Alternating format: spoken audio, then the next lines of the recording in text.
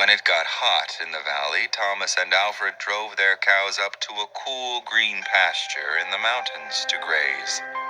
Usually they stayed there with the cows for 2 months. Then they brought them down to the valley again. The work was easy enough, but it was boring. All day the two men tended their cows. At night they went back to the tiny hut where they lived. They ate supper and worked in the garden and went to sleep. It was always the same. Then Thomas had an idea that changed everything. "Let's make a doll the size of a man," he said. "It would be fun to make, and we could put it in the garden to scare away the birds."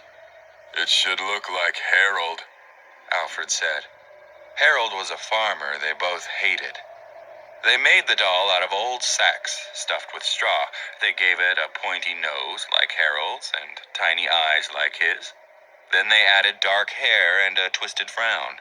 Of course, they also gave it Harold's name. Each morning on their way to the pasture, they tied Harold to a pole in the garden to scare away the birds. Each night they brought him inside so he wouldn't get ruined if it rained. When they were feeling playful, they would talk to him. One of them might say, "How are the vegetables growing today, Harold?"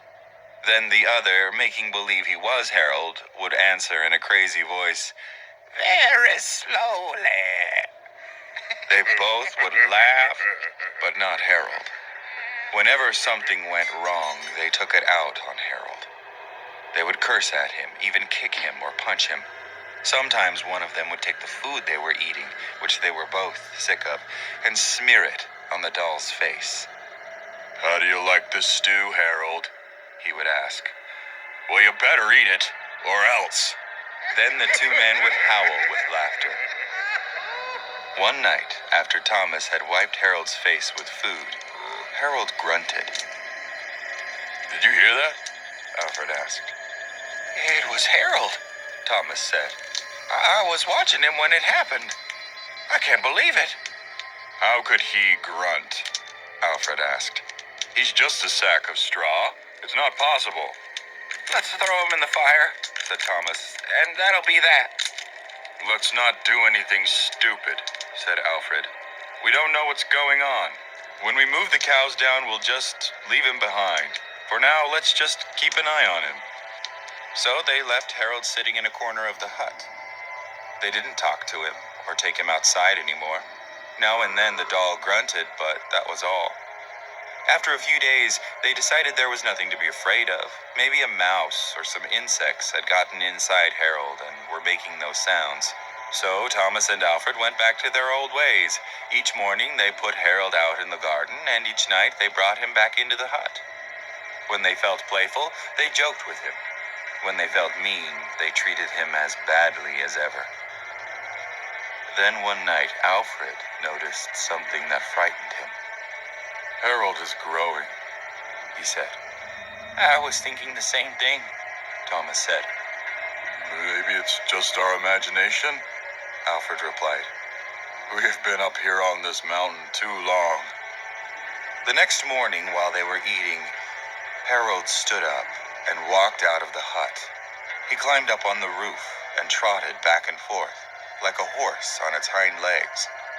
All day and all night long he trotted like that. In the morning, Harold climbed down and stood in a far corner of the pasture. The men had no idea what he would do next. They were afraid. They decided to take the cows down into the valley that same day. When they left, Harold was nowhere in sight. They felt as if they had escaped a great danger and began joking and singing. But when they had gone only a mile or two, they realized they had forgotten to bring the milking stools. Neither one wanted to go back for them, but the stools would cost a lot to replace. "There really is nothing to be afraid of," they told each other. After all, what could a doll do? They drew straws to see which one would go back. It was Thomas. "I'll catch up to you," he said, and Alfred walked on toward the valley. When Alfred came to a rise in the path, he looked back for Thomas. He did not see him anywhere, but he did see Harold. The doll was on the roof of the hut again. As Alfred watched, Harold kneeled and stretched out a bloody skin to dry in the sun.